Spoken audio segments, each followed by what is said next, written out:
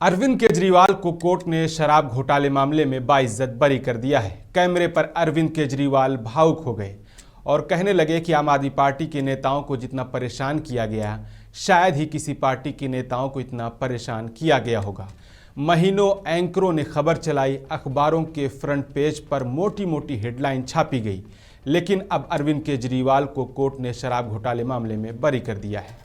बरी होने पर अरविंद केजरीवाल ने कहा कि पिछले कुछ सालों से जिस तरह से बीजेपी शराब घोटाले मामले में हमको बदनाम कर रही थी, हमारे ऊपर आरोप लगा रही थी, आज कोर्ट ने सारे आरोपों को खारिज कर दिया है, हम सबको डिस्चार्ज कर दिया है।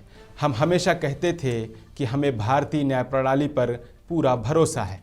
मैंने ज़िंदगी में सिर्फ ईमानदारी कमाई है। इन्होंने झूठा केस लगाया। आज ये साबित हो गया कि केजरीवाल कट्टर ईमानदार है, मनीष सिसोदिया कट्टर ईमानदार है। इस खबर पर आपकी क्या राय है? आप अपनी राय जरूर बताएं और हम मुंसिफ टीवी को फॉलो और सब्सक्राइब करना हरगिज न भूलें। आती थी केजरीवाल भ्रष्ट है, केजरीवाल भ्रष्ट है।